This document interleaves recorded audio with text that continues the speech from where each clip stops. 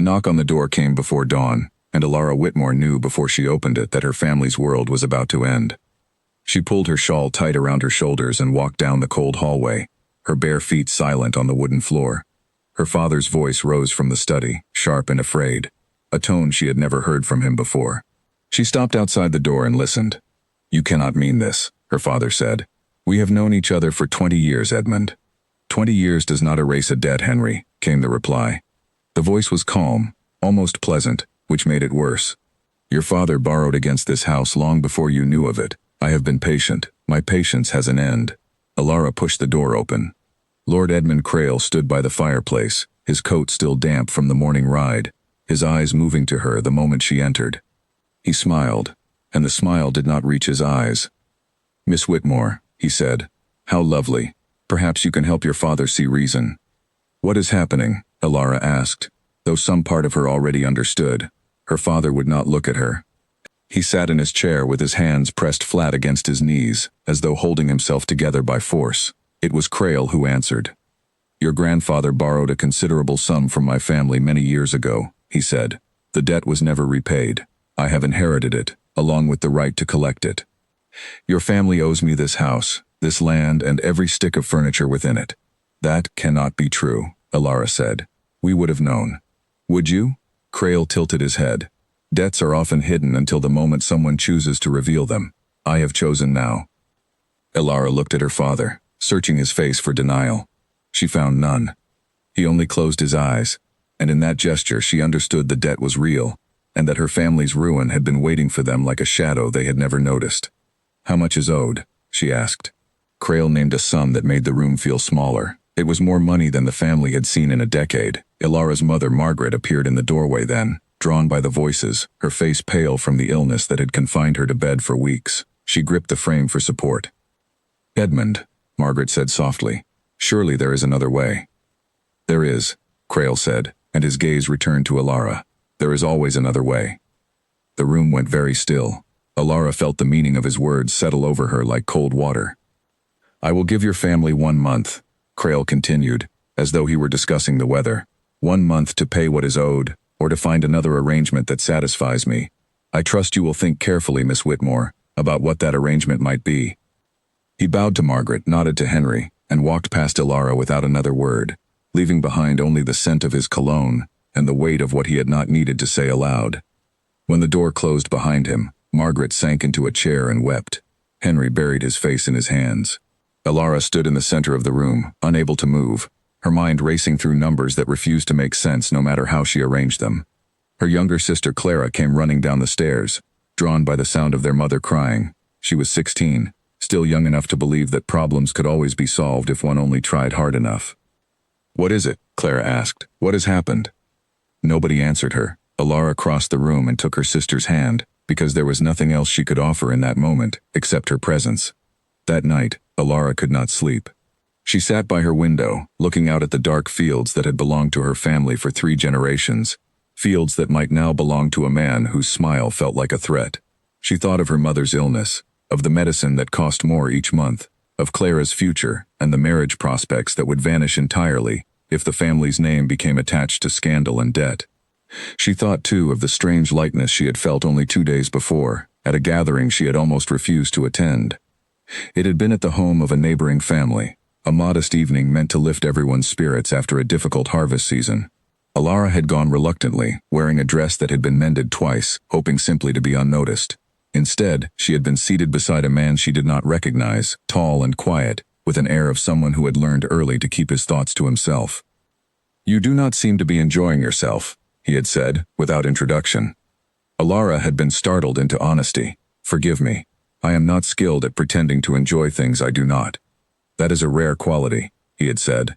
"Most people in this room are skilled at little else." She had laughed before she could stop herself, a real laugh, the first in weeks. He had introduced himself then, simply, without the flourish she expected from a man of his evident standing. Alaric Ashworth, first. She had learned only later, from a whispering matron near the punch table, that he was the Duke of Sherborne, one of the wealthiest men in the county, and famously difficult to draw into conversation. He had spoken with Alara for nearly an hour, asking about the state of the harvest, the condition of the roads, her opinion on subjects most gentlemen assumed women had none. He had not once mentioned his title, and she had not once behaved as though she cared for it. Sitting now by her window, Alara pressed her palm against the cold glass and let herself remember the warmth of that conversation, the strange sensation of being seen rather than merely looked at. It felt like a memory from another life, one that belonged to a version of herself who did not yet know about the debt, about Crail's smile, about the arrangement he expected her to consider. She wondered if she would ever see the Duke again. She wondered if it mattered, given what was coming. Downstairs, she could still hear her mother's quiet crying, and her father's low, useless attempts at comfort. Alara rose from the window, wrapped her shawl tighter, and made a decision that she would carry with her through everything that followed. Whatever happened, whatever was asked of her, she would protect her family. She did not yet know what that protection would cost. She only knew she would pay it. In the morning, she found her father in the study, staring at a ledger filled with numbers that told the same terrible story from every angle. She sat across from him and asked to see everything. Every debt, every payment, every letter Crail had sent over the past year. Her father hesitated, ashamed, but finally slid the papers toward her. What she found chilled her more than Crail's visit had. The debt was old, yes, but it had grown through interest her grandfather had never fully understood he was accepting. Worse, there were letters from Crail dated months earlier, offers to forgive portions of the debt in exchange for closer ties between their families. Her father had refused each one, hoping to find another solution. There had been no other solution. There was only this month and this choice, closing in around them like a hand tightening into a fist. Alara set the papers down and looked at her father, who seemed to have aged a decade in a single night. "We will find a way," she said, though she did not yet believe it herself. Her father reached across the desk and took her hand. "You have always been the strong one, Alara. I only wish I had not needed you to be." Outside, the morning was bright and ordinary, birds calling from the hedges, the world entirely unaware that inside this house, a family was beginning to unravel. Alara stood at the window and watched a carriage pass along the distant road, and for a moment, absurdly, she wondered if it might be the Duke's. It was not, but the wondering itself surprised her, a small flicker of hope in a day that offered none, and she held on to it the way a person holds on to the last warm coal in a dying fire, unwilling yet to let it go out. Later that afternoon, Clara found her sister in the garden, pulling weeds with more force than the task required. Clara sat down on the low stone wall nearby and watched her for a while before speaking. "You are not telling me everything," Clara said. "I am not a child anymore, Alara. I can see it on Mother's face. I can see it on yours." Alara sat back on her heels and considered how much truth her sister could bear. She decided after a moment that Clara deserved honesty, even if it was frightening. "We owe a great deal of money," Alara said. "To Lord Crail. If it is not paid, we may lose the house." Clara's face went pale, but she did not cry, which surprised Alara more than anything else that day. "Then we must pay it," Clara said simply, as though the solution were obvious. "It is not so simple," Alara said. "We do not have that kind of money, and there is no way to gather it in a month." "What does he want then, if not money?" Alara did not answer right away. She thought of the way Crail had looked at her, the particular weight of his final words before he left the house. Clara, watching her sister's silence, seemed to understand without being told. "Oh," Clara said quietly. "Alara, do not concern yourself with it," Alara said, standing and brushing the soil from her skirt. "I will manage it. I always manage things." "You should not have to," Clara said, and for a moment she sounded far older than 16. "It is not fair that it always falls to you." Alara offered her sister a small, tired smile. "Fairness is a luxury, Clara. We cannot afford luxuries just now." They walked back toward the house together in silence, the weight of the conversation settling between them like a shared burden neither could set down. As they approached the door, Alara glanced once more toward the road, half expecting, half hoping, to see a carriage that would not come. That evening, her father called the family together in the small sitting room. The fire burned low to save on coal. He explained, in halting words, the full extent of what they faced. Margaret listened with her hands folded tightly in her lap, her face a careful mask over what Alara suspected was terror. Clara sat close to her mother, offering what comfort she could simply by being near. "I have written to my cousin in the north," Henry said. "He may be able to lend us a portion of the sum, though I do not expect a reply before the month is out. I have also considered selling what remains of the silver, though it will not come close to covering the debt." "And if none of it is enough?" Margaret asked, her voice barely above a whisper. Henry did not answer. He did not need to. The silence in the room said everything that words could not. Ilara sat by the window as the conversation continued around her, half listening, her mind circling back again and again to the choice she knew was coming, the choice Crail had made so plain without ever stating it outright. She thought of her mother's illness, worsening by the week, and the physician's visits that had already grown less frequent because they could no longer be afforded. She thought of Clara, whose entire future depended on the family's name remaining untouched by scandal or ruin. She thought of her father, who had spent the last year quietly drowning in a debt he had not created and did not know how to escape. And she thought, briefly and almost against her will, of Alaric Ashworth, of his quiet attention, and the ease with which he had drawn a real laugh from her after weeks of forcing false smiles for everyone else. It felt like an unfair cruelty that such a memory should arrive now, in the middle of a crisis that made any future beyond survival seem impossible to imagine. She pushed the thought away. There would be time to think of the Duke later, if there was ever a later worth having. For now, there was only the month ahead, the ledger full of numbers that refused to balance, and the quiet, growing certainty that whatever choice she made, it would cost her something she could never fully get back. Outside, the last light of day faded over the fields, and the house settled into the kind of silence that comes before a storm, heavy and waiting, as though even the walls understood that everything within them was about to change. 10 days into the month Crail had given them, a letter arrived that Ilara had not expected and could not ignore. It came from her aunt in London, inviting her to stay for a fortnight under the pretense of helping prepare for a cousin's wedding. Ilara nearly refused. Leaving her family during such a crisis felt like abandonment. But her father insisted, his voice unusually firm. "There is nothing you can do here that requires your presence every hour," he said, "and your aunt has connections. Perhaps she can help us find a solution we have not considered." Ilara suspected the truth was simpler. Her father wanted her away from Crail's reach, even for a short while, and she did not have the heart to argue against a father trying, in whatever small way he could, to protect her. London in early autumn was loud and gray and full of people who seemed entirely untouched by the kind of worry that had settled permanently into Ilara's chest. Her aunt's townhouse was warm and well kept, a stark contrast to the careful economies of home, and for the first 2 days Ilara felt like a stranger in her own life, moving through drawing rooms and dinners with a smile she did not feel. It was at a small gathering on the third evening that she saw him again.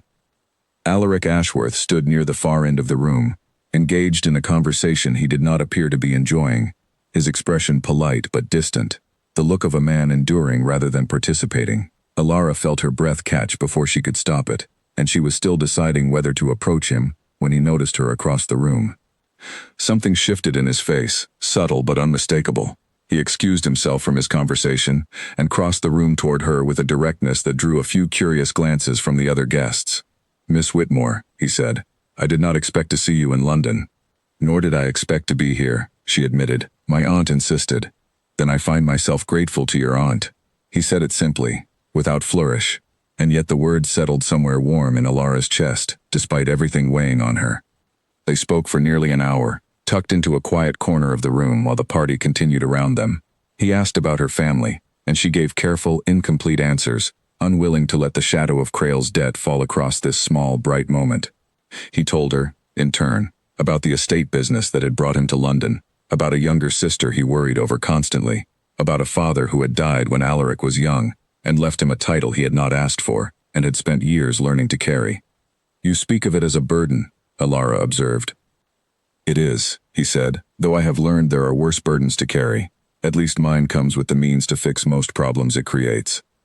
Ilara said nothing to that, though the words struck closer to her own circumstances than he could have known. She thought of her father's ledger, of numbers that no amount of careful management could resolve, and felt, for a moment, a flash of something bitter beneath the warmth of the conversation.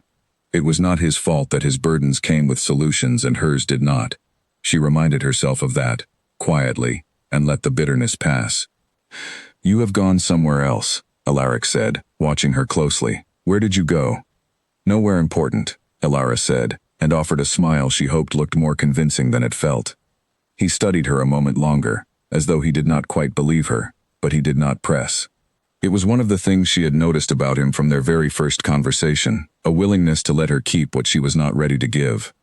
Over the following days they found reasons to see each other again, a walk in the park, arranged through her aunt with a carefully casual invitation. An afternoon at a bookshop, where he watched her choose novels with more interest than she thought a duke would ever show in such an ordinary activity. A dinner where they were seated, by what Alara suspected was not entirely accident, beside one another once more. With each meeting, she felt herself relaxing into something she had not expected to find in the middle of her family's crisis, the simple, foolish pleasure of being liked for exactly who she was, without pretense, without performance. Alaric did not seem interested in her fortune, since she had none, or her connections, since they were modest at best. He seemed interested only in her, in the particular way she saw the world, sharp and honest, and occasionally a little too blunt for polite company. "You are unlike anyone I have met in London," he told her one afternoon, as they walked slowly along a quiet path away from the more crowded parts of the park. "Most people here tell me what they think I wish to hear. You have never once done that." "I do not know how," Alara said honestly. "It has never come naturally to me." "I hope it never does," he said, and something in his tone made her chest ache with a feeling she was not ready to name. But even as the days passed in a haze of stolen conversations and quiet walks, the truth of her situation followed her like a shadow she could not outrun. Every few days, a letter arrived from her father, each one more strained than the last. Crail had grown impatient. He had sent a formal notice threatening legal action against Henry Whitmore for the unpaid debt, a threat that could see her father imprisoned if the sum was not settled or an arrangement reached before the month's end.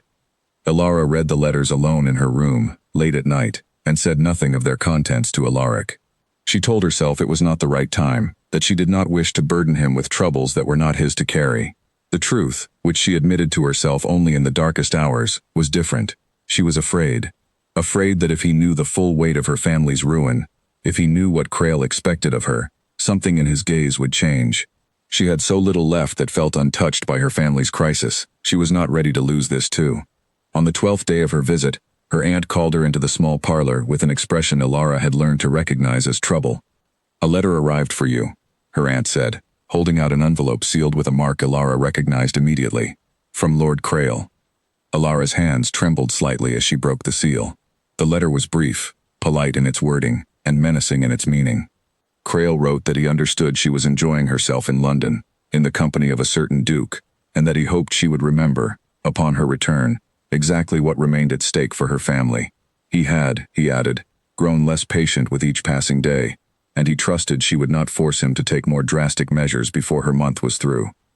Alara folded the letter carefully and sat for a long moment in silence, her aunt watching her with quiet concern.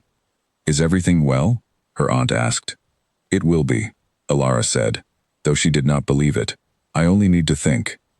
That evening, she declined an invitation to join Alaric at a small concert, claiming a headache she did not have. She sat instead by her window, staring out at the unfamiliar London street, and allowed herself, for the first time since arriving, to fully grasp the impossible position she occupied. She was falling for a man whose world she could never truly enter, not while her family's survival depended on decisions that had nothing to do with her own happiness. She had perhaps 2.5 weeks left before Crail's patience ran out entirely, and with it, whatever fragile hope remained for her family's home, her mother's care, and her sister's future. She thought of Alaric's face when he had told her she was unlike anyone he had met, of the warmth in his voice that had felt, for one foolish evening, like it might be enough to build something real. She thought of Crail's letter, folded now in her drawer like a small, patient threat, and she understood with a heaviness that settled deep in her chest, that soon, very soon, she would have to choose between the two futures those men represented. One offered safety for the people she loved most. The other offered a happiness she had never expected to find, and was already terrified of losing. The next morning, against her better judgment, Alara agreed to accompany her aunt to a breakfast gathering hosted by a family connected to the Ashworth estate. She told herself it would be a small distraction, nothing more, but she knew even as she dressed that some part of her hoped to see Alaric there. She did not find him. Instead, she found his cousin. Lady Sophia Vane approached her within minutes of her arrival, moving through the crowded room with the practiced ease of someone who had never once doubted her welcome anywhere. She was beautiful in a sharp, deliberate way, every detail of her appearance chosen with care, and her smile, when she offered it to Alara, did not quite reach the coolness of her eyes. "You must be Miss Whitmore," Sophia said. "Alaric has mentioned you." "Has he?" Alara asked, uncertain whether this was meant as a compliment or a warning. "Only in passing," Sophia said, in a tone that suggested otherwise. He does not often speak of the women he meets in society. I confess I was curious to see what had caught his attention. Alara held her ground, though she felt the weight of Sophia's assessment as clearly as if the woman had spoken it aloud.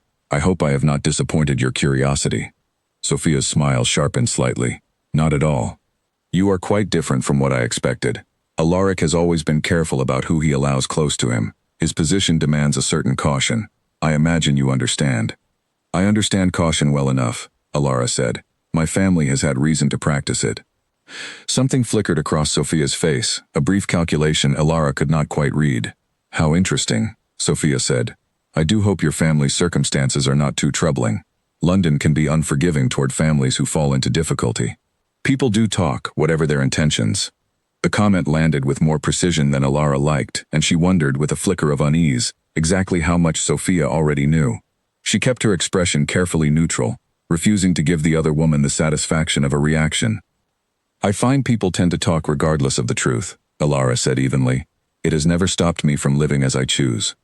Sophia studied her for a long moment, and Alara had the distinct sensation of being weighed and measured, as though she were an item being appraised for its worth. Whatever conclusion Sophia reached, she kept it to herself, offering only a final, polite smile, before excusing herself to greet another guest.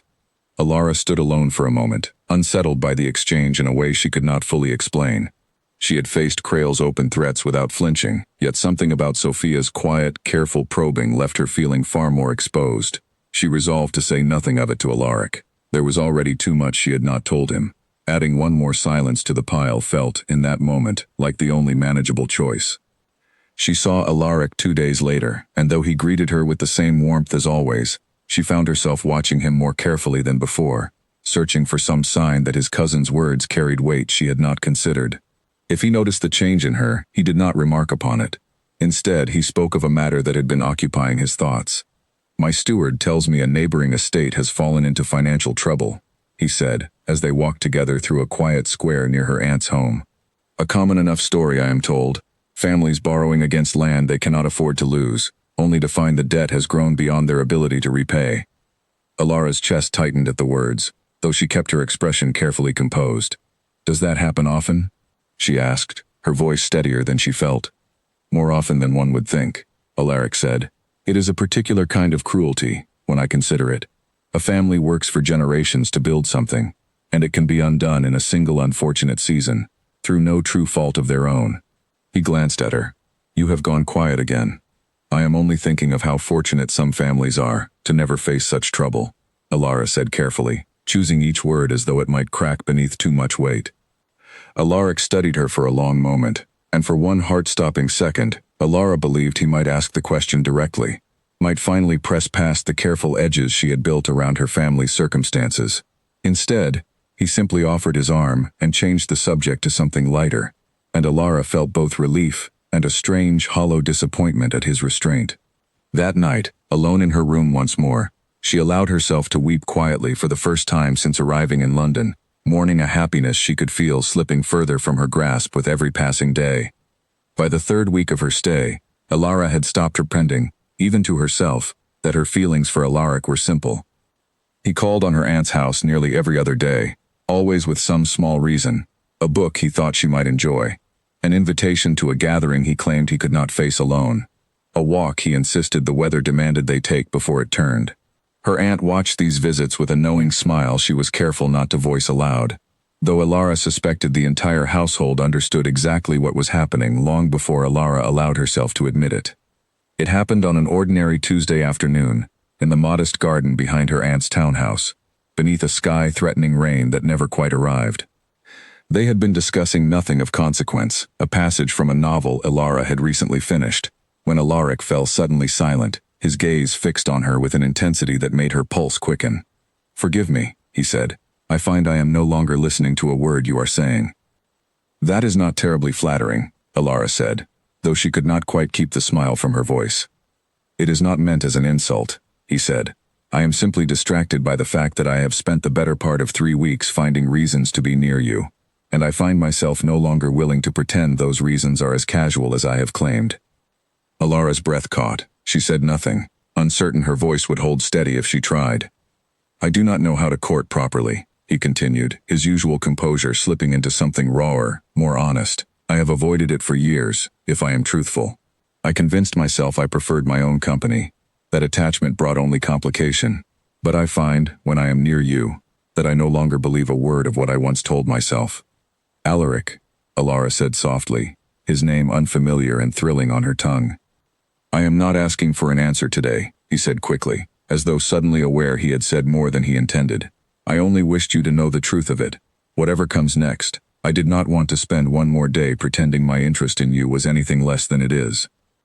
Alara looked at him for a long moment, the weight of her family's secret pressing hard against her chest, fighting against the joy rising there in equal measure. She thought of Crail's letter, still folded in her drawer. She thought of her mother's illness, her father's ledger, the month that was rapidly running out.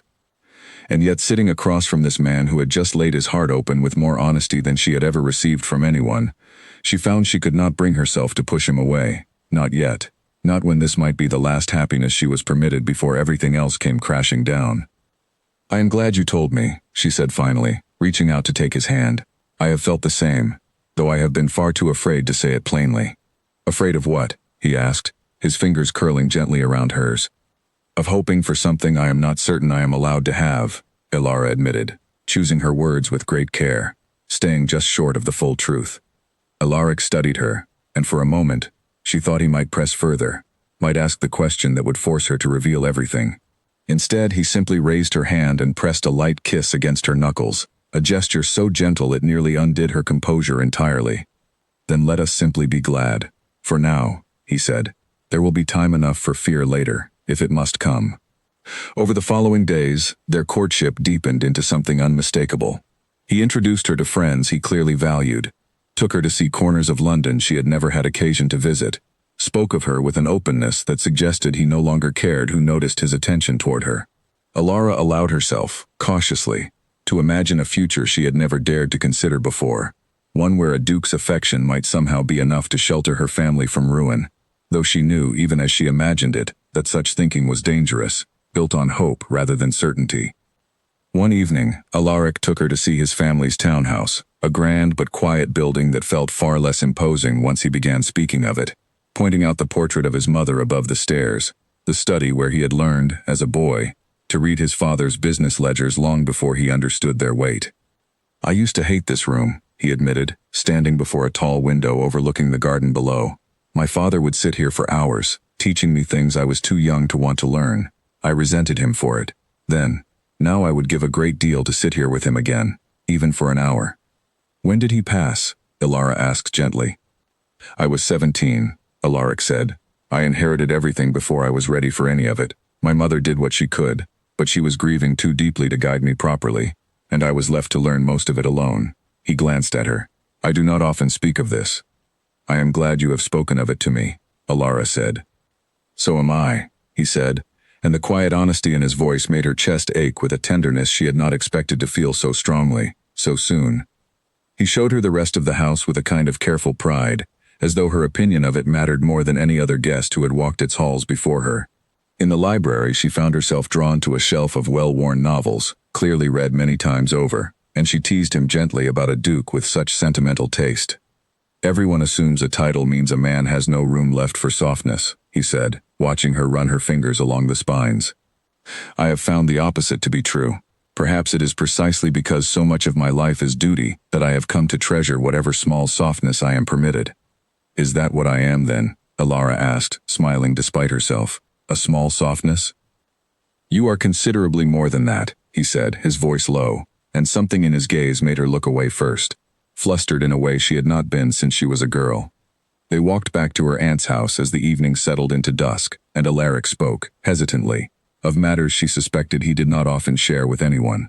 He told her of the responsibilities that weighed on him daily, tenants depending on decisions he alone had to make, distant relations who expected him to marry for advantage rather than affection, a constant awareness that every choice he made rippled outward to affect people who had no voice in the making of it. It sounds very lonely, Alara said. It has been, he admitted, until recently. She wanted in that moment to tell him everything. The debt, Crail's demand, the month closing in around her family like a slowly tightening rope. The words rose in her throat and stayed there, caught behind a fear she could not quite name. Fear that the moment she spoke the truth aloud, this fragile, precious thing between them would be forced to confront a reality neither of them could control. She told herself she would find the courage soon. She told herself there was still time. It was Lady Sophia who ensured the fragile happiness could not last undisturbed. Ilara received a note one morning, unsigned but unmistakably delivered by someone connected to the Ashworth household, requesting her presence at a small tea in a private parlor away from her aunt's house. Curiosity, and perhaps a measure of foolish courage, led her to accept. Sophia was waiting when she arrived, seated with the same composed elegance Ilara remembered from their first meeting, though today there was no pretense of warmth in her expression. "Miss Whitmore," Sophia said, gesturing to the seat across from her. "Thank you for coming. I trust you are surprised by the invitation." "I confess I am," Ilara said, taking the offered seat with careful poise, refusing to let her unease show. "I will not waste your time with pleasantries," Sophia said. "I have made inquiries into your family's circumstances. It was not difficult. Debts of that size rarely stay hidden for long, no matter how quietly a family wishes to manage them." Ilara felt the floor shift beneath her, though she kept her hands still in her lap. "I do not know what you believe you have discovered." "Do not insult me with denial," Sophia said, not unkindly, but with a bluntness that left no room for pretense. "Your family owes a considerable sum to Lord Crail. He has given you a month to resolve it, and I understand the resolution he prefers involves your hand in marriage, rather than his money returned. I also understand that month is very nearly through." Ilara said nothing, her silence its own confirmation. "I tell you this not out of cruelty," Sophia continued, "though I will admit I have little personal fondness for you. I tell you because Alaric deserves honesty, and because I do not believe you have given him any." "I have not lied to him," Ilara said, her voice tight. "You have simply chosen not to speak the truth," Sophia said. "There is little difference in the end. My cousin has spent years guarding himself against attachment, Miss Whitmore, since a woman he once cared for pursued him for his title and abandoned him the moment a wealthier prospect appeared. I will not stand by and watch him walk into another arrangement built on secrets, whatever the nature of those secrets might be." "This is nothing like that," Ilara said, stung by the comparison. "I have never once cared for his title." "Perhaps not," Sophia said. "But you have allowed him to fall for you while hiding a debt that may soon force you into another man's arms entirely. If that comes to pass, and he learns of it only after the fact, do you truly believe the outcome will look any different to him than betrayal?" The question struck Ilara with the force of a blow, because she had no honest answer to offer against it.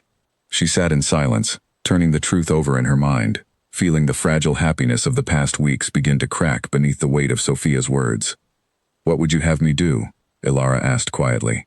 "Tell him," Sophia said simply, "before circumstance tells him for you. Whatever you decide regarding Lord Crail's offer, my cousin deserves to hear the truth from you directly, not stumble upon it through gossip or discover it too late to matter." Ilara left the meeting shaken, Sophia's words circling relentlessly through her mind for the remainder of the day. She knew the other woman was right, however unkind her manner had been in delivering the truth. She had allowed herself 3 weeks of borrowed happiness, 3 weeks of pretending her family's crisis did not exist whenever she was in Alaric's company. That pretense could not continue much longer. Crail's month was nearly at its end, and whatever choice awaited her, Alaric deserved to know the truth before it arrived. She resolved to tell him everything at the earliest opportunity. She did not yet know that circumstance, as Sophia had warned, was already moving faster than her resolve. That evening, a letter arrived from her father, its contents so urgent that her aunt brought it to her personally, rather than leaving it for the morning post. Ilara broke the seal with trembling hands, and read words that stole the breath from her lungs entirely. Crail had grown tired of waiting. He had arrived at the Whitmore estate that very week with a formal demand, delivered in front of witnesses, that the debt be settled within 7 days or he would proceed with legal action against her father, action that would very likely end with Henry Whitmore in debtor's prison before the month's true end. There was, her father wrote with visible reluctance, one alternative Crail had offered, the same alternative he had implied from the very beginning. He would forgive the entire debt, immediately and completely, if Ilara agreed to marry him within the week. Ilara sat frozen with the letter in her hands, the walls of her aunt's parlor seeming to close in around her. 7 days. She had 7 days to decide whether to save her family or to hold on to a happiness that had only just begun to feel real. She thought of her mother's illness, worsening with each passing week. She thought of Clara's future, already fragile, now standing at the very edge of ruin. She thought of her father, a proud man reduced to writing pleading letters he could barely bring himself to send. And she thought of Alaric, of his hand curled gently around hers in the garden, of the honesty in his voice when he had told her he no longer wished to pretend his feelings were casual.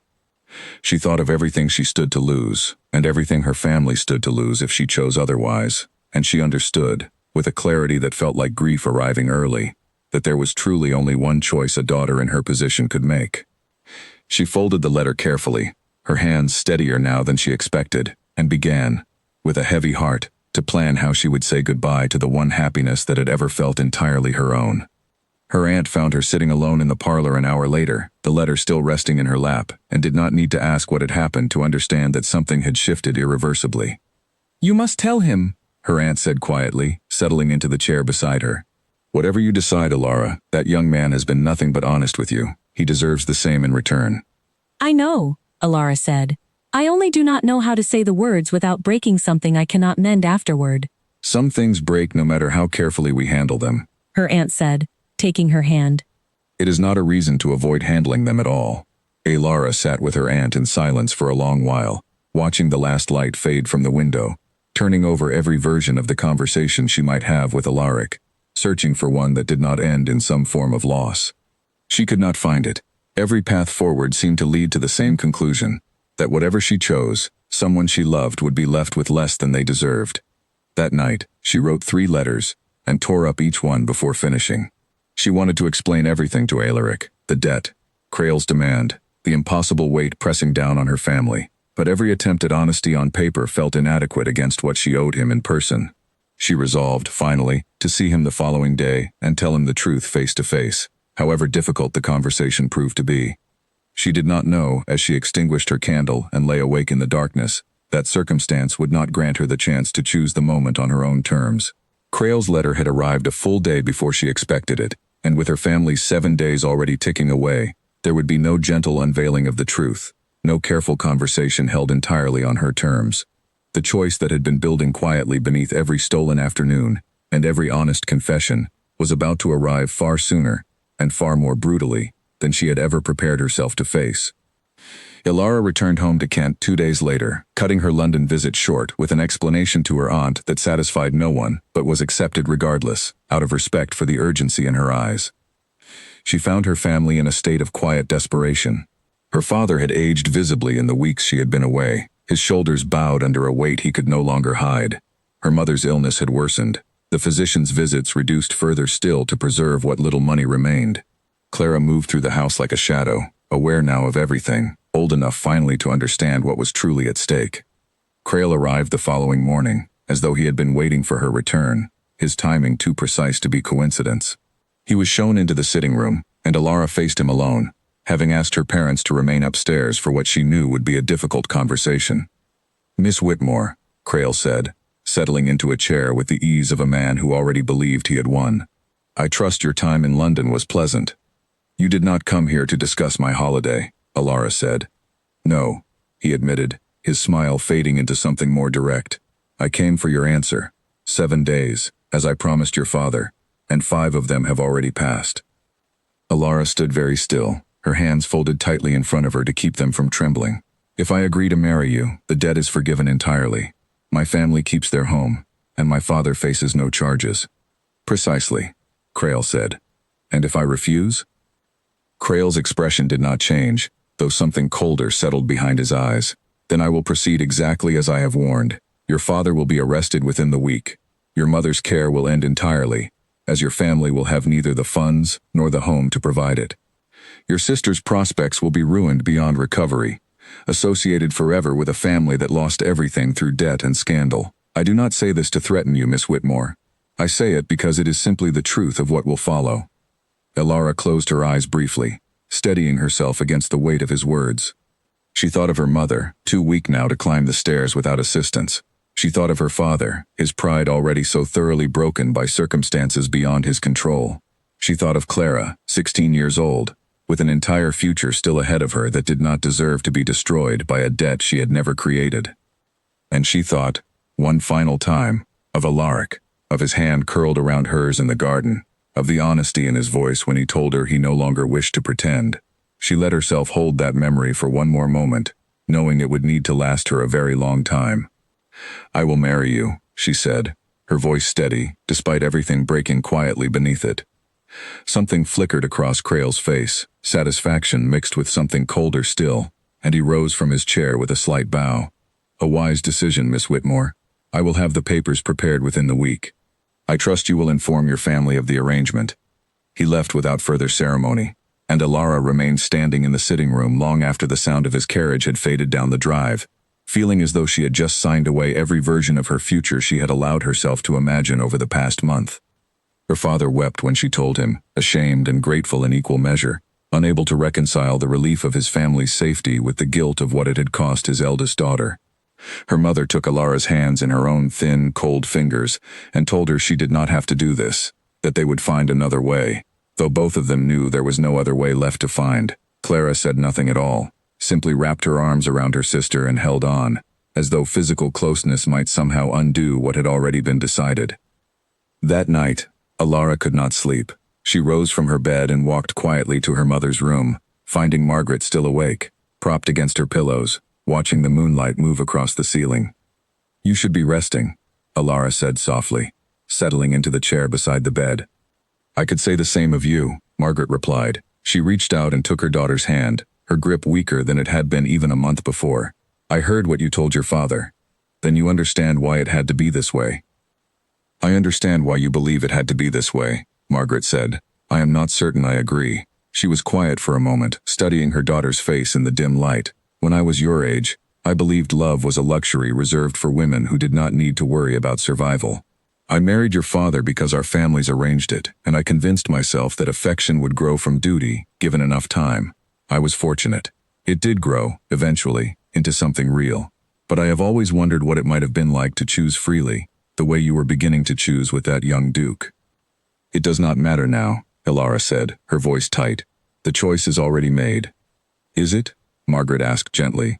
"Or have you simply decided it must be made a certain way, because you cannot bear to imagine any of us suffering on your account?" Alara did not answer, because she did not trust herself to speak without her composure breaking entirely. Margaret squeezed her hand once more and let the silence settle between them, neither woman willing to push the conversation further than it could bear. "Whatever you decide," Margaret said finally, "know that I would rather lose this house than watch you sacrifice your happiness to save it. Your father feels the same, though his pride makes it difficult for him to say so plainly. You are not required to save us at the cost of yourself, Alara, even if it feels, just now, as though you are."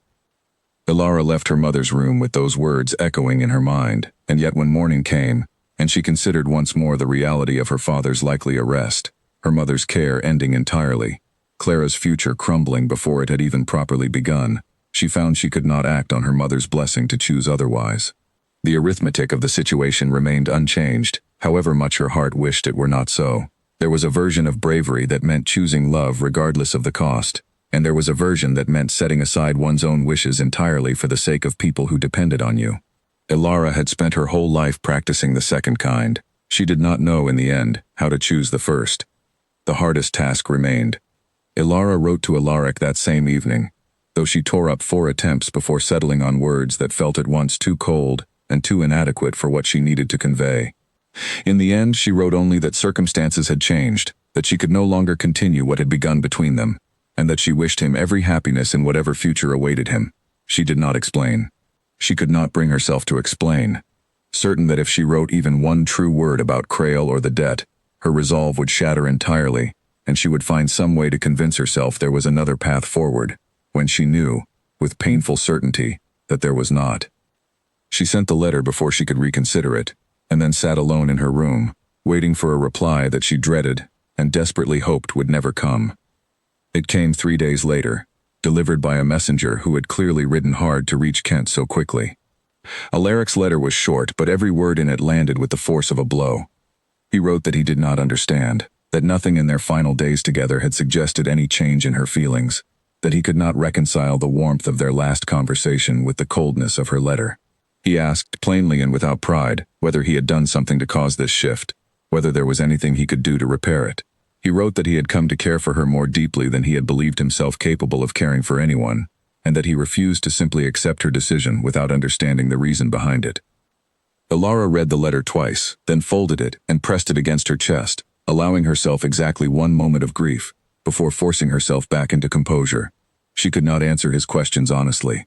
She could not tell him the truth without risking that he would attempt to intervene, to offer some solution that would only complicate an arrangement already sealed by her own agreement. She told herself this was protecting him, sparing him from a burden that was not his to carry. She did not fully believe it, even as she told herself the words.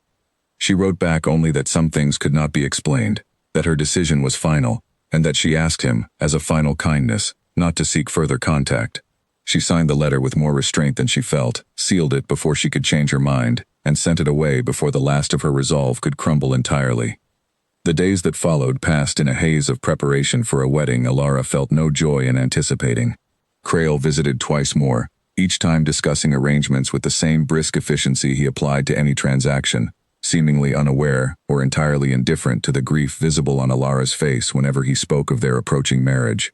Her family, though relieved of their immediate crisis, moved through the house with a heaviness that had not existed even during the worst of the debt's uncertainty, as though they all understood, without needing to say it aloud, exactly what price had been paid for their safety.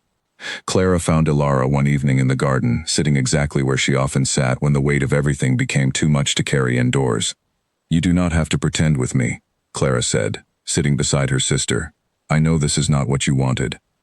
"It does not matter what I wanted," Alara said quietly. "It only matters what was necessary."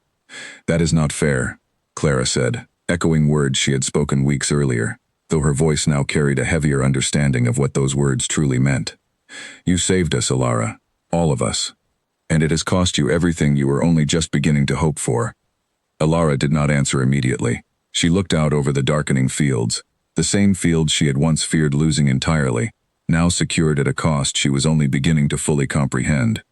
"I would make the same choice again," she said finally. "Every time. That does not mean it does not hurt." Clara took her sister's hand, and they sat together in silence as the last light faded from the sky, two sisters bound by a sacrifice that one of them had made entirely alone, though both of them would carry its weight for a long time to come. Miles away, in London, Alaric sat in his father's old study, Alara's second letter open on the desk before him, reading it again and again, as though repetition might somehow reveal a meaning he had missed. Nothing about her words felt true to the woman he had come to know over the past month, the woman who had never once hidden her thoughts from him, who had told him plainly that pretending did not come naturally to her. Something in this sudden, cold rejection did not fit the person she had shown him she was, and though he could not yet name what troubled him about it, he found himself unable to simply accept her decision at face value, however firmly she had asked him to let it go. He rose from his desk and crossed to the window, looking out over the darkened street below, turning the past month over in his mind, searching for anything he might have missed. He remembered the way Alara had gone quiet, more than once, whenever certain subjects arose, the way she had deflected questions about her family with a practiced ease that he had assumed, at the time, was simply reserve.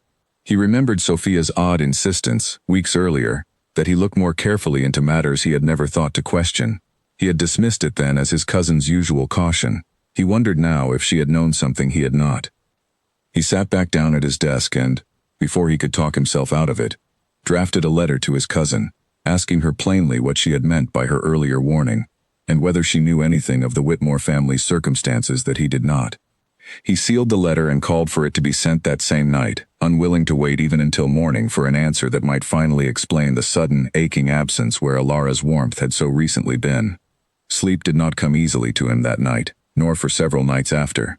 He kept Alara's second letter in the drawer of his desk, taking it out from time to time to read again, searching each time for some detail he had missed, some clue buried beneath her careful, distant phrasing. He could not yet prove that something was wrong. He could only feel it, a certainty settling deeper into him with each passing day, that the woman who had once told him plainly she did not know how to pretend, had, for some reason she refused to share, been forced into the very pretense she claimed she could never manage. Sophia's reply reached Alaric within 2 days, and it confirmed everything he had feared without offering the relief of finally knowing the whole truth. She wrote that she had learned, weeks earlier, of a significant debt owed by the Whitmore family to Lord Edmund Crail, and of Crail's clear intention to collect that debt through marriage, rather than money, should the family fail to pay. She admitted, with more honesty than Alaric expected from her, that she had confronted Alara directly about the matter, urging her to tell Alaric the truth before circumstance forced her hand. She did not know what had happened since that conversation, only that Alara's sudden withdrawal aligned too precisely with the timeline Sophia had feared to be mere coincidence. Alaric read the letter 3 times before setting it down, a cold certainty settling over him that replaced the confused hurt of the past week with something sharper, more purposeful. Alara had not stopped caring for him. She had been forced into an impossible choice, and rather than burden him with the truth, she had chosen to bear the full weight of it alone, pushing him away with a coldness that must have cost her more than he had understood at the time. He did not waste time on anger, though some part of him recognized it simmering beneath the surface, directed not at Alara but at the circumstances that had forced her hand, and at Krail, whose name he now recalled with a distaste he had not previously had cause to feel. Instead, he called for his steward and began asking careful, precise questions about the Whitmore family's finances, the nature of the debt in question, and the man who had leveraged it so ruthlessly. What he learned over the following days troubled him deeply. Krail's reputation, once examined closely, revealed a pattern rather than an isolated incident. 2 other families in neighboring counties had faced similarly convenient debts in recent years, debts that had allowed Krail to acquire land, influence, or in one case a wife, through arrangements that skirted the edges of legality, without ever quite crossing them outright. Alaric's steward, a careful and thorough man named Peter Ellison, uncovered records suggesting that at least one of these debts had been inflated well beyond its original value, through interest calculations that would not survive close legal scrutiny. It would take time to prove such a thing conclusively, Ellison cautioned, laying the gathered documents across Alaric's desk. Debts of this nature are often deliberately obscured, recorded in ways that make fraud difficult to demonstrate without access to the original agreements. Then we will need the original agreement, Alaric said, whatever it takes to obtain it. He traveled to Kent himself 2 days later, unwilling to trust so delicate a matter entirely to correspondents and intermediaries.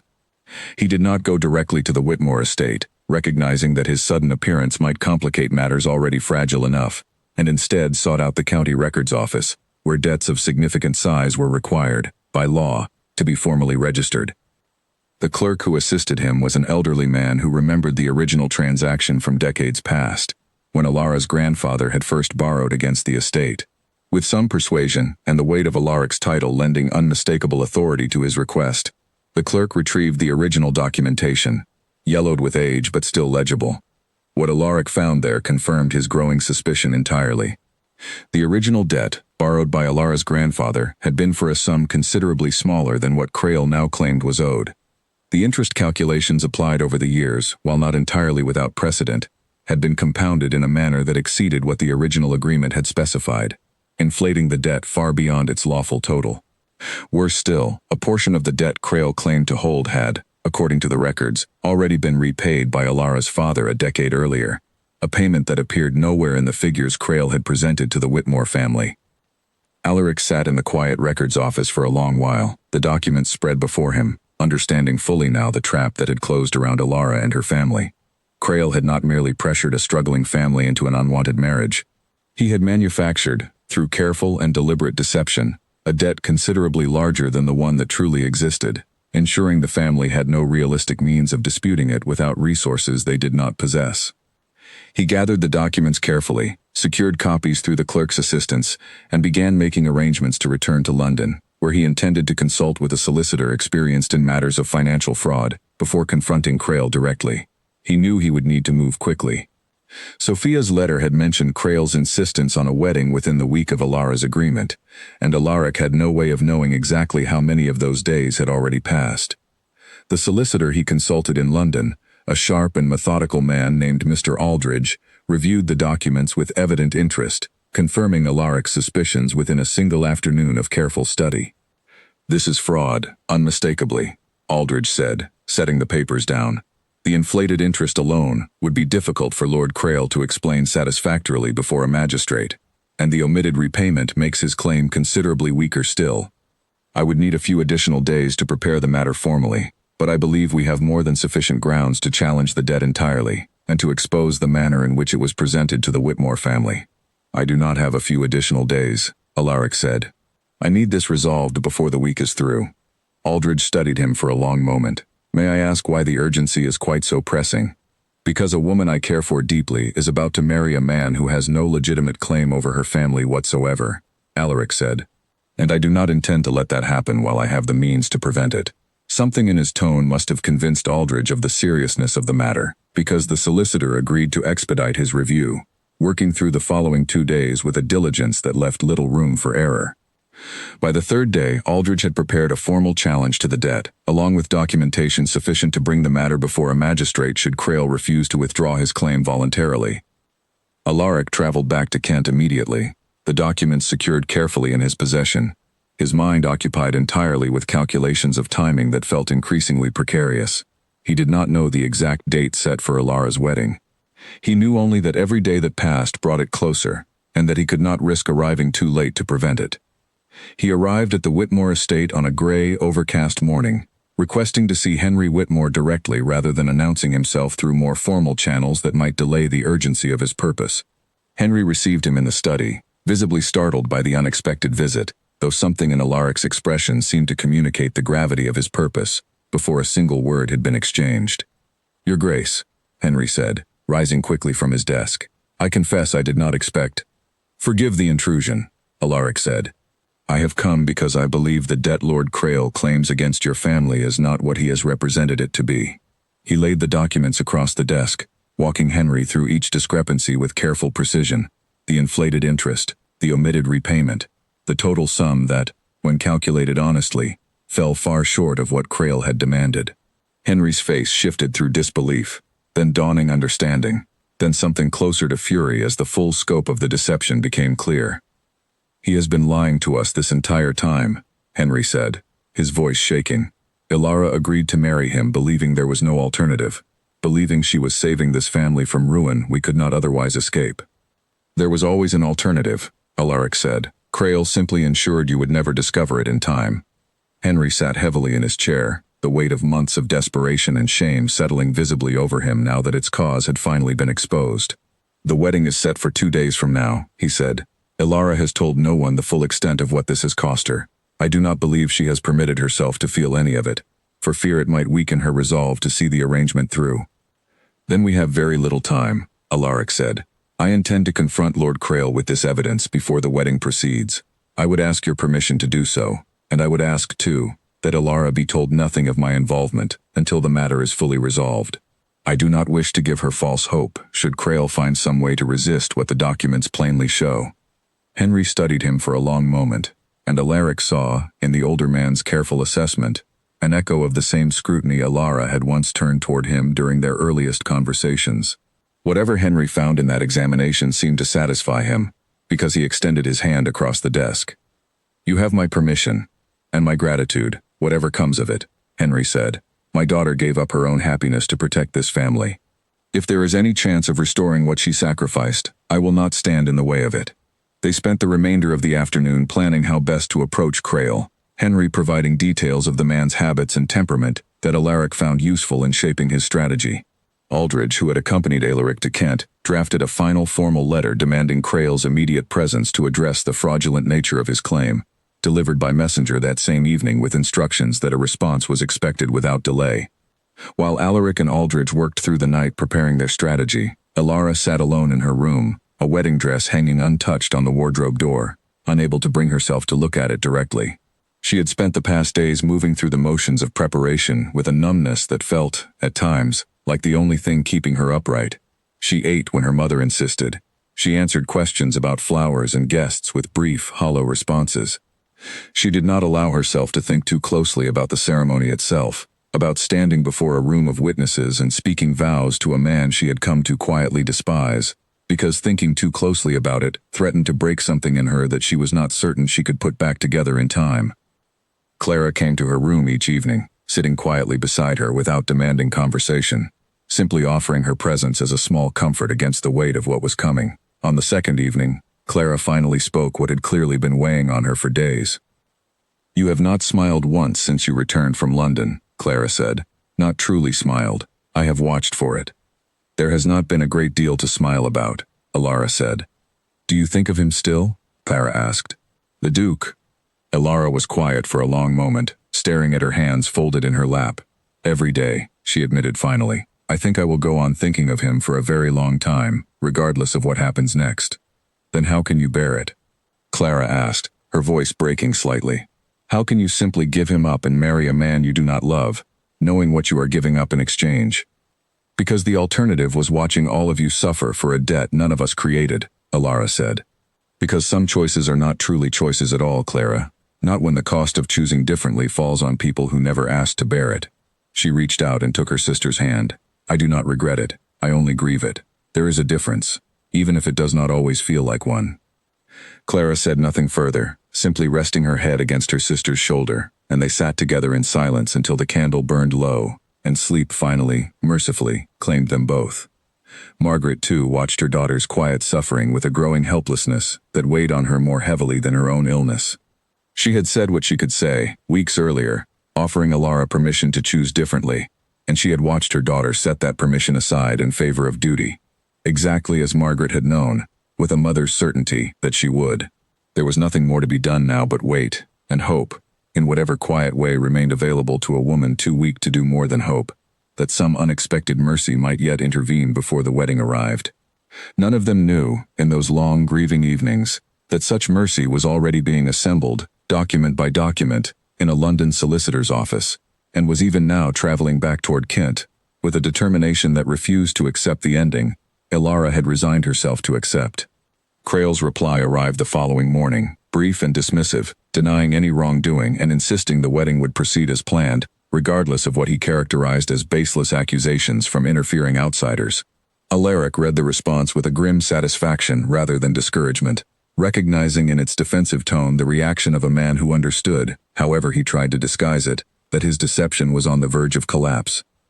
He will not withdraw willingly, Alaric said, passing the letter to Aldridge. We will need to confront him directly, before witnesses, where denial becomes considerably more difficult to sustain. The wedding itself, then, Aldridge said thoughtfully.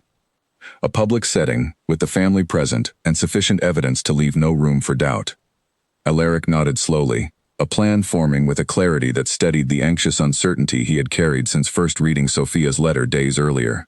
He thought of Alara, somewhere in this house even now, preparing herself for a marriage built entirely on a lie she did not yet know existed, sacrificing a future she deserved for a debt that had never truly been owed.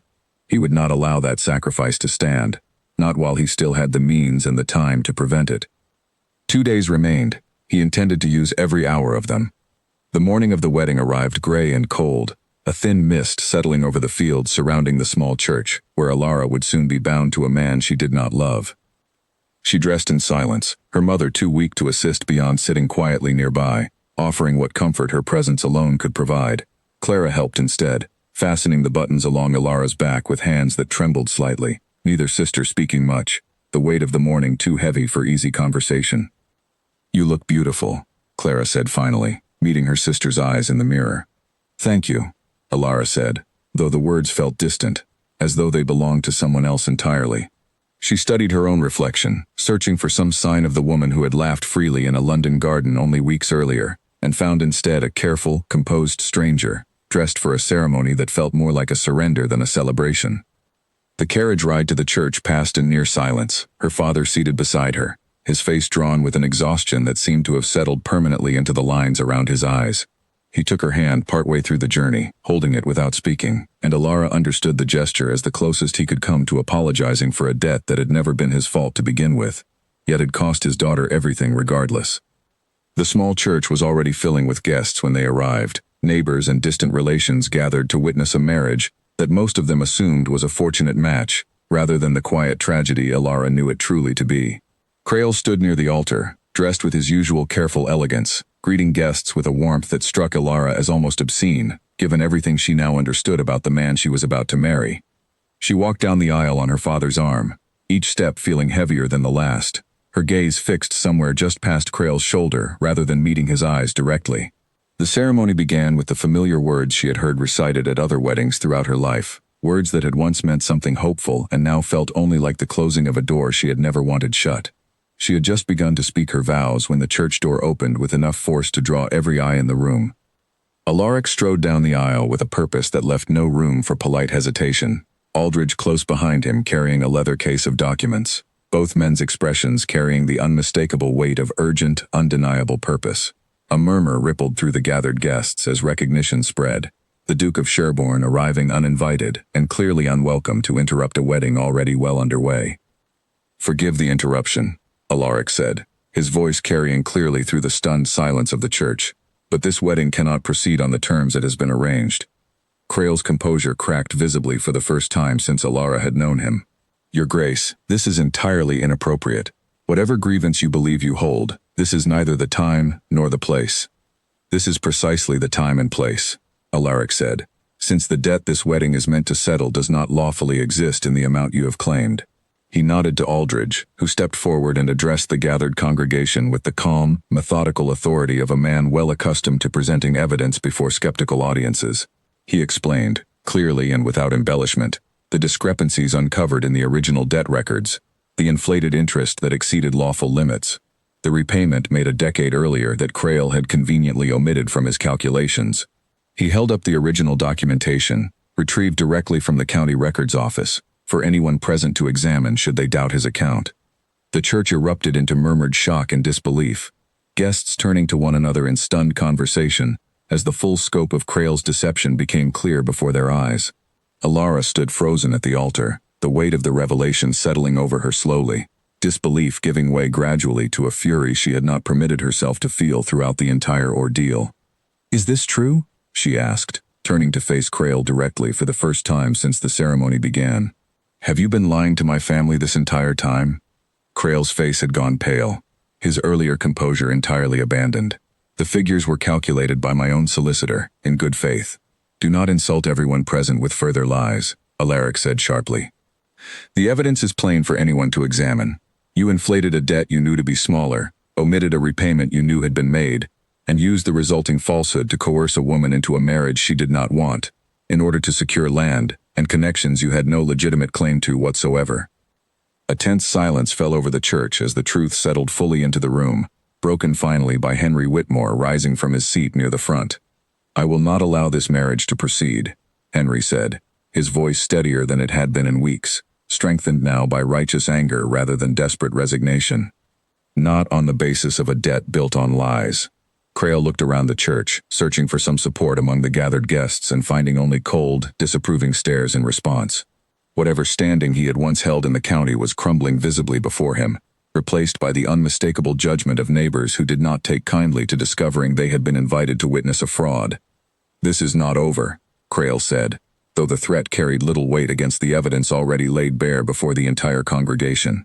He turned and strode from the church, his exit met with silence rather than any gesture of sympathy, and the heavy door closed behind him with a finality that felt, to Alara, like the closing of a chapter she had never wanted to begin. For a long moment, no one in the church spoke. Alara stood at the altar, still dressed for a wedding that would no longer take place, staring at Alaric as though she could not quite trust the evidence of her own eyes. "You came," she said finally, her voice barely above a whisper. "I could not simply let you go," Alaric said, crossing the remaining distance between them. "Not when I learned the truth of what you had sacrificed, and why you had pushed me away. I understood, once I knew, that you were never trying to hurt me. You were trying to protect everyone but yourself.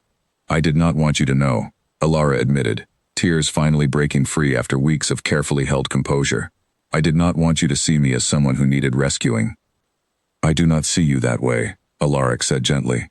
"I see a woman who was prepared to give up everything she wanted in order to protect the people she loved. That is not weakness, Alara. It is the very reason I could not stop thinking of you, even after you asked me to let you go." Alara looked at him for a long moment, the weight of the past weeks finally beginning to lift, replaced by something she had been afraid to hope for since the morning Crail first walked into her family's sitting room. "I do not know how to simply resume where we left off," she said. "So much has happened." "We do not have to resume anything," Alaric said. "We can begin again, on whatever terms you choose, at whatever pace feels right to you. I am not asking for anything today beyond the chance to try." Around them, the church had begun to stir, guests whispering among themselves, uncertain whether to remain or depart from a ceremony that had transformed so entirely from what they had gathered to witness. Margaret rose slowly from her seat, assisted by Clara, and made her way toward her daughter with tears of relief streaming freely down her face. "You do not have to marry anyone today," Margaret said, embracing Alara carefully. "Not unless it is truly what you wish." Alara laughed, a sound of genuine, surprised relief, that felt entirely unfamiliar after weeks of careful grief. "I think," she said, glancing at Alaric, "that I would like very much to simply go home and breathe and begin to imagine a future I had given up believing was possible." The church slowly emptied as guests departed in confused but sympathetic clusters, leaving the Whitmore family gathered near the altar, with Alaric standing quietly beside them, uncertain of his welcome, yet unwilling to leave until he understood exactly where he now stood, with the woman he had traveled so far, and worked so hard, to reach in time. Henry approached him first, extending his hand with an expression of profound gratitude. "I do not know how to properly thank you for what you have done today, Your Grace." "You owe me no thanks," Alaric said. "I only wish I had uncovered the truth sooner, and spared your family weeks of unnecessary suffering." "You uncovered it in time," Henry said. "That is more than most men would have troubled themselves to do." Alara stepped forward then, still dressed in her wedding gown, though it now felt, to her, like a costume from a story that had ended differently than expected. She took Alaric's hands in her own, steadying herself against the swell of emotion still working its way through her. "Thank you," she said simply, "for not letting me go, even when I gave you every reason to."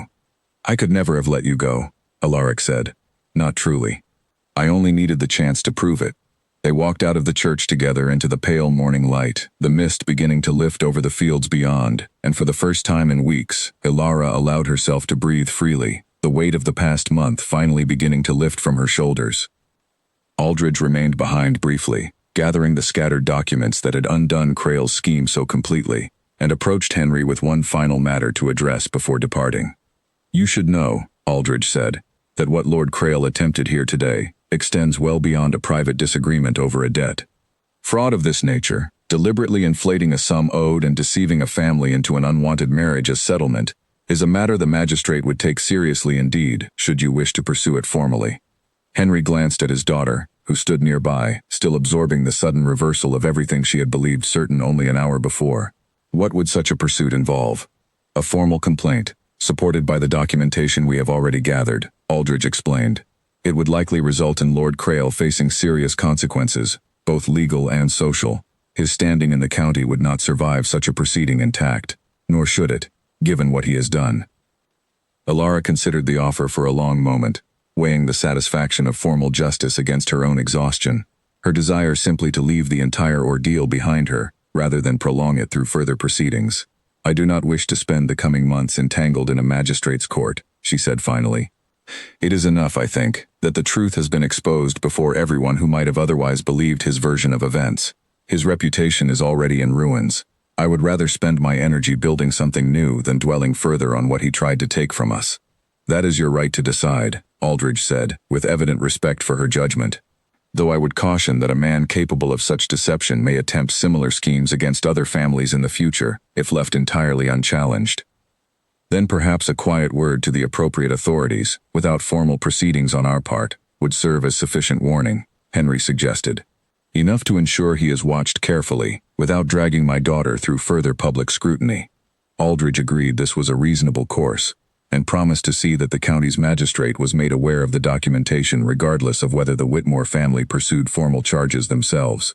It was, all agreed, a fitting resolution, justice served without further cost, extracted from a family that had already paid dearly enough for a debt that had never truly existed in the size Crail claimed. News of the church's dramatic interruption spread through the county within days, carried by guests eager to share what they had witnessed, and Crail's reputation, as Alara had predicted, collapsed swiftly under the weight of public knowledge. Invitations he had once received without question began arriving less frequently, then not at all. Business associates who had trusted his word grew suddenly cautious in their dealings with him. Within a month, word reached the Whitmore household that he had quietly withdrawn from the county entirely, retreating to a distant property to wait out the scandal, in a solitude that felt, to everyone who had suffered under his scheme, entirely deserved. Back at the Whitmore estate that same afternoon, still dressed in the gown she had worn to a wedding that never concluded, Alara sat with her family in the small parlor where so much grief had gathered over the preceding weeks, though the mood now carried something entirely different, a lightness none of them had felt in what seemed like a very long time. Alaric joined them, having been invited to stay rather than return immediately to London, and the conversation that afternoon moved easily between relief and disbelief, each member of the family retracing the events of the morning, as though needing to speak them aloud several times before fully believing they were real. "I confess," Margaret said, watching her daughter with a warmth that had been absent from her expression for weeks. "I did not expect a duke to burst through church doors like a hero from one of Clara's novels." "I did not expect it either," Alaric admitted, glancing at Alara with a small smile. "I have never done anything quite so dramatic in my life. I found, in the moment, that I did not particularly care how it appeared to others, only that I reached her in time." Clara, seated nearby with an expression of undisguised delight, could not resist a question that had clearly been building since the church. "How long did you know? That the debt was false, I mean. Were you terribly frightened you would arrive too late?" "Terrified," Alaric admitted honestly. "I learned the truth only days before the wedding, and every hour afterward felt like a race I was not certain I would win. I do not think I properly breathed until I saw Ilara's face and understood I had not arrived too late after all." As the afternoon light softened toward evening, Ilara excused herself briefly and changed out of her wedding gown at last, returning in a simple day dress that felt, after the weight of the morning's events, like shedding an old and unwanted skin. She found Alaric waiting for her in the garden, standing near the same bench where she had once sat alone, weighing an impossible choice she believed she had to make entirely by herself. "I keep thinking of everything that might have gone differently," she said, joining him. "If Sophia had never spoken to me, if you had never thought to question my letter, if your solicitor had needed even a few more days. But none of those things happened," Alaric said gently. "We do not have to dwell on every path that might have led somewhere darker. We are here, instead, on the one that led to this." Alara looked out over the fields, calm now beneath the softening evening light, and allowed herself, finally, to imagine a future unclouded by debt, deception, or sacrifice, a future built instead on the simple, hard-won honesty that had first drawn them together, in a crowded room where she had refused, from the very beginning, to pretend to be anyone other than exactly who she was. "I do not know what comes next," she admitted. "I have spent so long thinking only of survival that I hardly remember how to hope for anything beyond it." "Then we will learn together," Alaric said, taking her hand. "There is no need to know every step of the path today. It is enough, for now, simply to be standing on it, side by side." 6 months passed before Alara stood again before a small church, though this time the mist over the fields felt like a blessing rather than a warning, and the dress she wore had been chosen with joy rather than resignation. The wedding took place in early spring, when the fields surrounding the Whitmore estate had begun to green again after a long winter, and the same church that had once witnessed the collapse of a fraudulent arrangement now filled with guests gathered for a very different occasion entirely. Margaret sat in the front pew, her health improved considerably over the preceding months, the physician's regular visits restored now that the family's finances no longer hung under threat. She watched her eldest daughter walk down the aisle with tears of unguarded happiness, a stark contrast to the careful composure she had worn at the previous, unfinished ceremony. Clara stood as her sister's attendant, 17 now and radiant with an excitement she made no effort to hide, having spent the months since the scandal recounting the story of the church interruption to anyone willing to listen, embellishing certain details each time until Ilara teased that soon the tale would feature a dragon, rather than a dishonest lord. Henry walked his daughter down the aisle with a steadiness that had returned to him gradually over the winter months, the shame of the debt replaced slowly by a quiet pride in how thoroughly his family had recovered from circumstances that might have broken them entirely. He had written, at Ilara's gentle urging, a full accounting of his own father's original borrowing to settle any lingering questions in his own mind, and had found, in the careful examination, a measure of peace regarding a debt he had spent years believing was somehow his own failing to resolve. Sophia attended as well, seated near the front alongside Alaric's few remaining relations, her expression carrying none of the cool calculation Ilara remembered from their first difficult meeting. In the months since the wedding that never happened, an unexpected friendship had grown between the two women, built on the honesty Sophia had once demanded, and Ilara had eventually learned to offer freely. Sophia had become, in her own careful way, one of Ilara's closest confidants, someone who understood the particular pressures of navigating a world built on titles and appearances, and who had proven, when it mattered most, that her sharp observations came from genuine care rather than mere suspicion. The ceremony itself passed in a warm blur for Ilara, vows spoken with none of the hollow distance that had marked her earlier. Unfinished wedding, every word instead carrying the full weight of a choice made freely, without coercion or desperation shadowing its edges.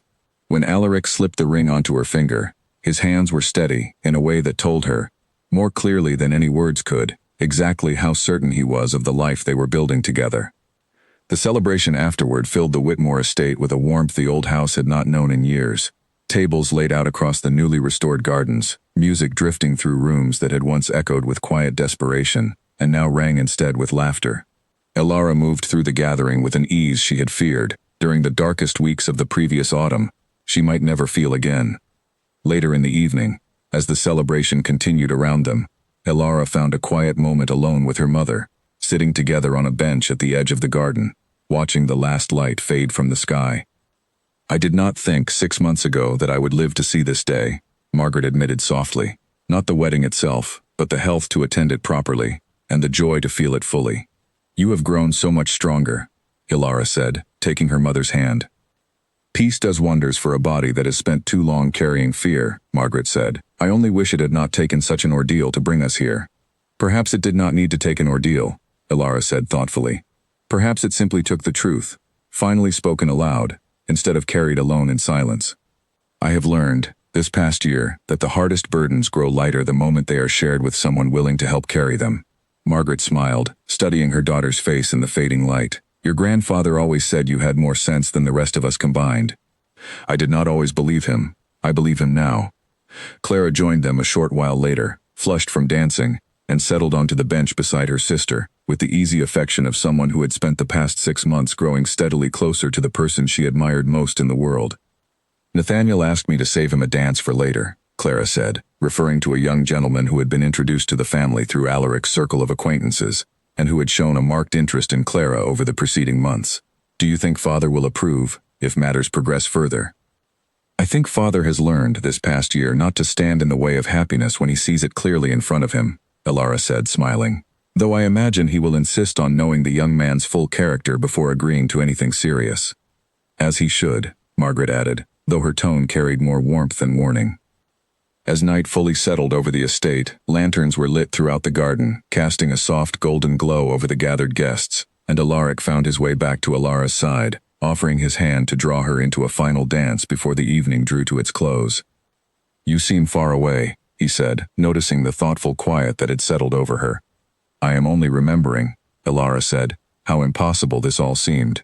Not so very long ago, I stood in this same garden once, certain I was about to lose everything that mattered to me." "And now?" Alaric asked, drawing her closer as the music continued around them. "Now I understand that some choices, however impossible they seem in the moment, are not always final," Elara said. "I chose my family, that day, believing it meant losing you entirely.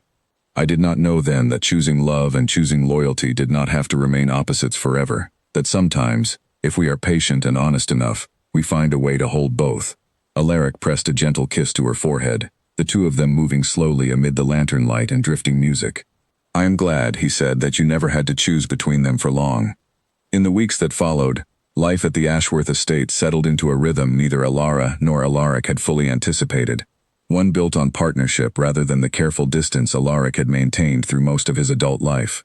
Elara took an active interest in the management of the estate's tenant affairs, bringing a practical understanding of hardship that softened decisions Alaric might once have made through ledgers alone. Her father visited often, gradually rebuilding a friendship with his son-in-law that had begun, unusually enough, with gratitude rather than the customary caution most fathers held toward the men who married their daughters.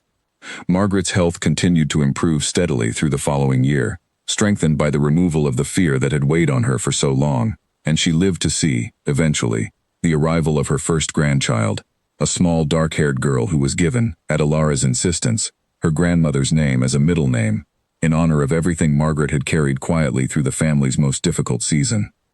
Sophia visited often that first year, and what had begun as a wary alliance forged in a moment of crisis grew steadily into genuine friendship.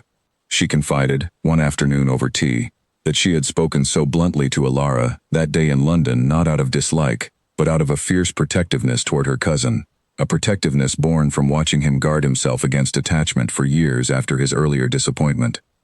"I did not know, when I confronted you, whether you were the woman I feared or the woman he needed," Sophia admitted. "I am glad now to have been wrong about which one you were." "You were not entirely wrong," Elara said, smiling. "You forced me to consider a truth I was avoiding. I do not think Alaric would have learned what he needed to know in time, if you had stayed silent." Then perhaps we may both take some small credit for how things turned out, Sophia said, raising her cup in a mock toast, and Alara laughed freely, grateful for a friendship she had never expected to find in a woman who had once studied her so coldly across a private parlor. Henry, too, found his relationship with Alaric deepening in ways he had not anticipated. The two men spent long afternoons discussing estate matters, Henry offering the kind of practical wisdom earned through years of managing land on a smaller scale, Alaric listening with a respect that had nothing to do with rank or fortune. Their friendship became, in time, one of the quiet foundations of the family's healing, a reminder that the debt which had once threatened to destroy them had instead, through circumstances none of them could have predicted, brought them closer to people who valued them for exactly who they were. Creel's name faded gradually from local conversation, his reputation never recovering from the scandal exposed so publicly on what should have been his wedding day. He remained, for those who remembered the story at all, a cautionary example rather than a man of consequence, his attempted deception ultimately costing him far more than the debt he had tried so ruthlessly to collect.